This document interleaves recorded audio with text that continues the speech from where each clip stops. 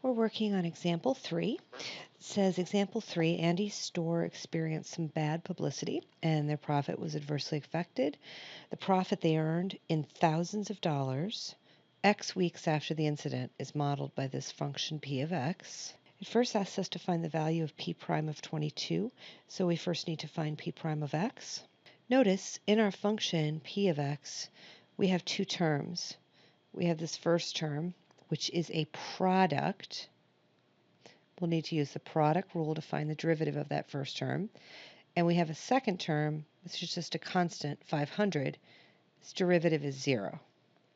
So we don't need to worry about this 500 over here. We only need to focus on finding the derivative of the first term, which is going to involve the product rule. Product rule, we have our 4 pieces, f prime g plus fg prime. So our derivative of our first function is 1, and then leave the second function alone. There's f prime g, plus f, we leave the first function alone, times the derivative of the second function. Derivative of natural log of 0.01x. That is like y equals natural log of t, where our inner function t is 0.01x. Its derivative t prime is 0.01. Our outer function is ln of t. Its derivative is 1 over t. And we can replace t with what t equals, which is 0.01x. Putting it all together, derivative of the outer times derivative of the inner will be 1 over 0.01x, that's all in the denominator, times derivative of the inner function is 0.01, that's up in the numerator. P prime can definitely be simplified. 1 times ln of 0.01x is really just ln of 0.01x. And over here, x in the numerator cancels with the x in the denominator. 0.01 in the numerator cancels with 0.01 in the denominator. All you're left with is 1. So our derivative is p prime of x equals ln of 0.01x plus 1. I'm going to get that in Excel, and we're going to go ahead and just evaluate it at 22. All right, in Excel, you can't actually plug 0 into p of x.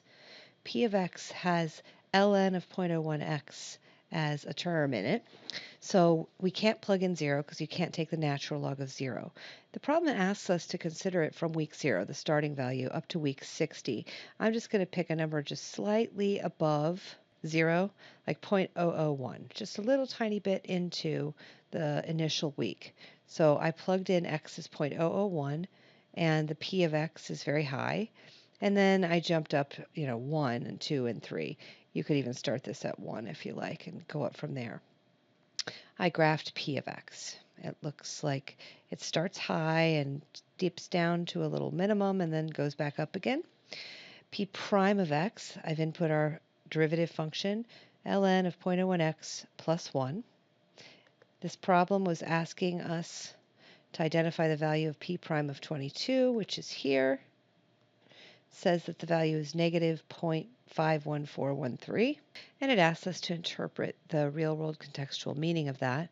Remember, x is the number of weeks after the incident, and the output is the profit in thousands of dollars.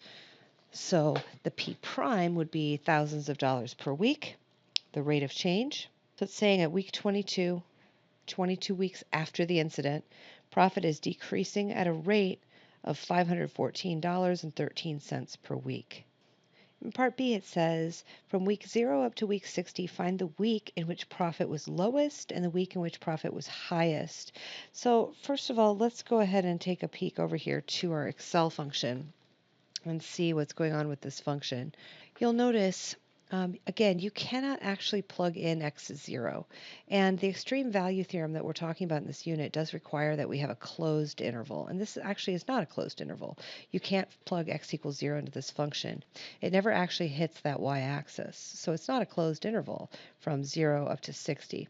But if I were, for example, to ask you to identify the lowest profit from week 1 to week 60, then we could close it off and say, let's consider only from week 1. That would be a closed interval. I also put the p prime function in here. You'll notice that our p prime function crosses the x-axis at exactly the same place where our p function reaches a minimum. Okay, so we're just kind of understanding the function. We can use our extreme value theorem so long as we have a closed interval. We have a continuous function on a closed interval. So again, it's not okay for us to consider it from only week 0 to 60 because that's not a closed interval.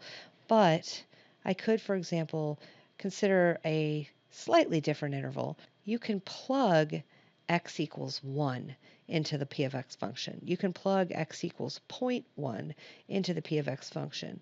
And you will find that the profit is highest at that time, at that very beginning. So for example, here, if I plug in 0.001 weeks, the profit is almost $500,000. If you were to change that to 0.1, it's $499.31 profit. And you see that after that, it decreases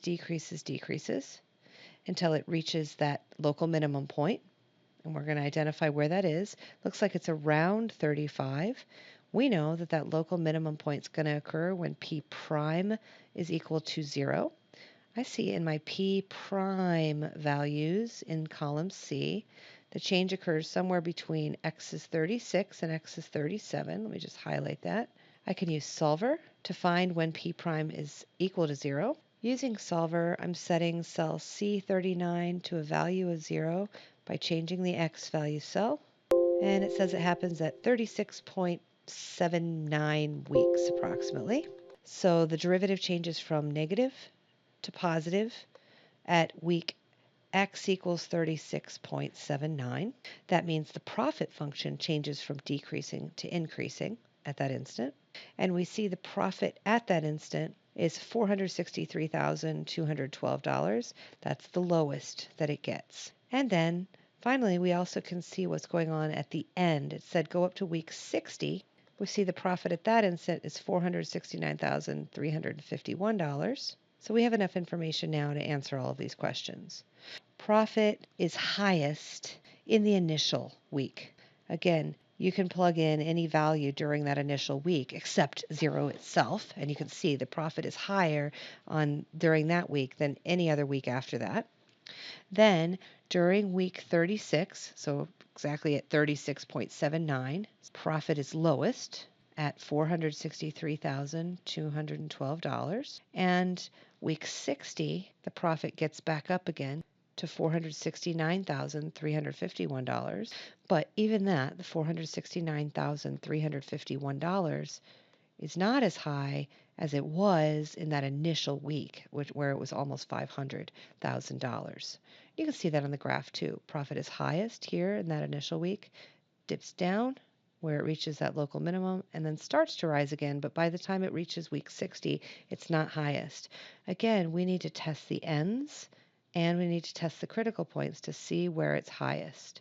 And we found it was highest in the initial, lowest at that critical point, and at week 60 it still hasn't risen high enough to overcome what it was initially.